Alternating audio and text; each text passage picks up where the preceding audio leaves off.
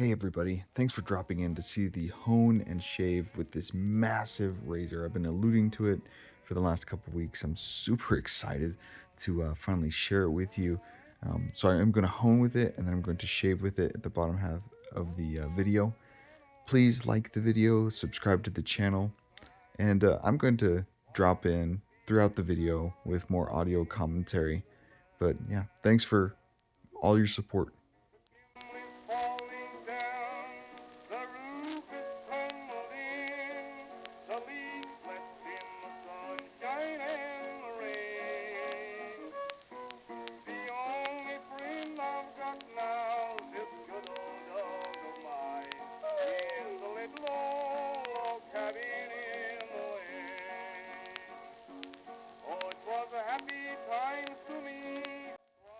You'll see that using this diamond stone, it's the coarsest stone that I have to just eat away at the metal and create this new bevel, but it wears through electrical tape really fast, and there it is right there. So I have to replace it. I put one layer of electrical tape on the spine because it is a little hollow. Even though it's a huge blade, it's a little bit hollow, which gives it a good natural bevel. And yeah, so I felt like it was getting it was at a good angle. The geometry was pretty good, but I didn't want to wear down the spine at all. I didn't want any wear marks on this new razor on the spine. So you just saw me flip it over to the finer side of my diamond stone, but it started to form this ribbon of metal. It wasn't creating a clean bevel. It was getting this. Well, you'll see it here in a second.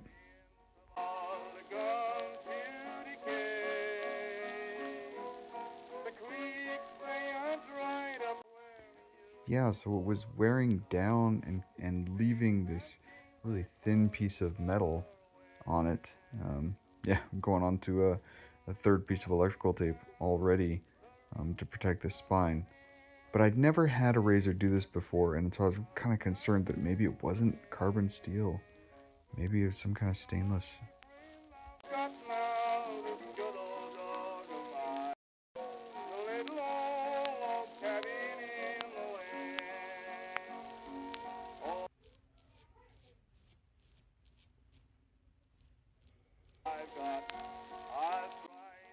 Yeah, so I cut the audio there so you could hear it. And now I'm doing the unthinkable. I'm wearing down that ribbon of metal. There it is. Just came right off.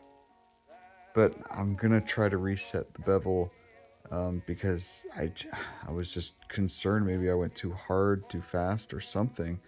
So I'm going to try to reset the bevel and see if it'll hold without creating that ribbon of metal there at the end, because I was kind of worried. I know you can get pretty good razors with stainless steel, so I was like, man, I don't know, maybe I'll give it a try.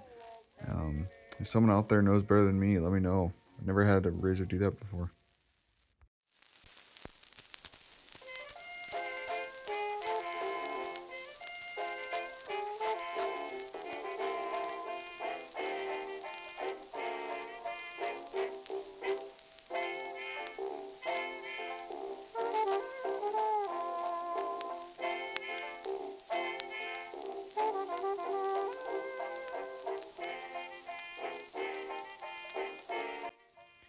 At this point, I'm really hoping that all the electrical tape and all the effort is worth it. But good news, starting off with the finer diamond stone, the bevel didn't create that ribbon of metal, and it looked like, fingers crossed, that I was creating a pretty decent bevel. It was evenly width all the way across, nothing, no weird wear, and the metal wasn't coming off any incredibly fast. So it was starting to catch on my fingerprints. So yeah, I was starting to get hopeful at this point. And by the time I got to my fine Japanese waterstone, I was pretty well convinced that I might have a pretty decent razor.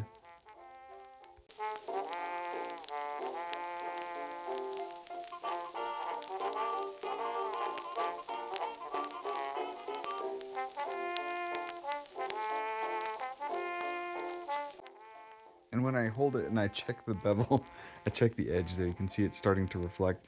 I am still taken aback at the size of the thing. Every time I hold it, it makes me smile because it's just massive. It's almost comic bookish. Like someone has a dream about a straight razor, a big scary straight razor. It might look the size of this thing, man. So on the Arkansas Blackstone, I went back and forth about 50 times, and before I went to the polishing shop. And I took off the tape to go to the polishing shop because leather bends so much that I don't. I need to protect the spine, and no polish never hurt the spine anyway. But I do have to take off the residue from the tape.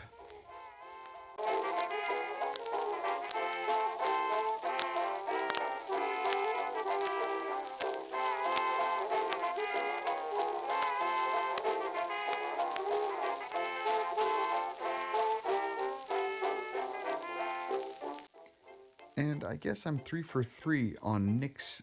Look at this, I nicked my thumb. It's never happened to me before. I blame it because of the size of the razor. As I flip the blade over, I just can't estimate. I didn't estimate right, and it showed that it was a pretty good edge because it just barely touched my thumb. I got a nick stropping, and I stropped my hand.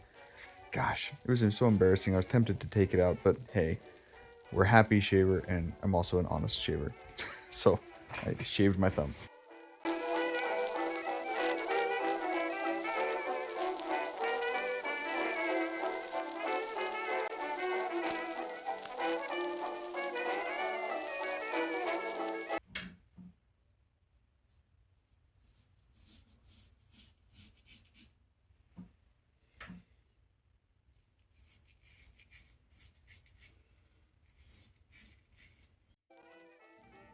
Wow, this razor exceeded all of my expectations. At this point, I didn't even care what kind of metal it was because it performed so stinking well. Even here, I started on the side of the face where you usually start at because it's flat and you can get a good swath of shave. And then I went to the chin where it was a lot thicker hair, denser hair, and would have had a lot harder time. But this razor did not, just slid right through it.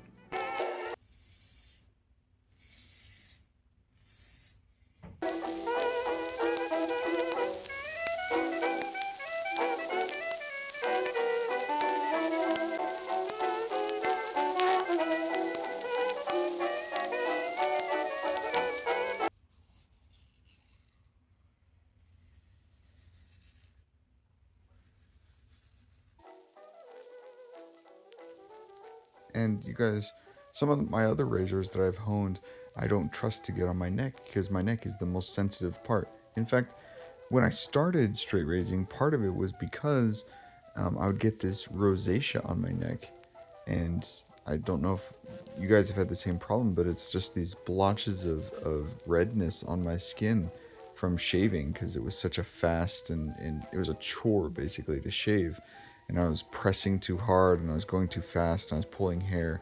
And so now when I have straight razors that I've honed, I I don't want that again. And of course the skin of my neck looks a lot better taking my time. And this razor did great across the skin. Here it is going against the grain, and you can see no pulling, no pain on there. I'm happy to report that I didn't get any nicks on my face.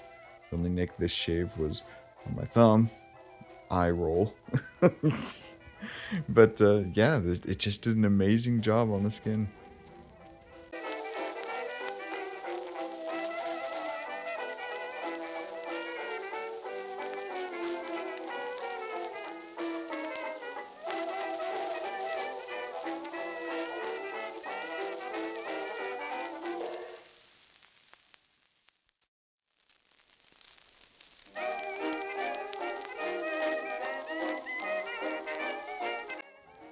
This part is always really troublesome. Might be why in the 1800s guys always had goatees and mustaches, because these were just the most difficult areas to shave. The hair is super thick, and you have to do this angular movement around the chin as you're coming up. And if you come at it too sharp, you'll just immediately cut yourself. But this was just smooth as ice. Loved it. So after a rinse and a little bit of lotion, we'll call that a happy shave. Thanks for coming along.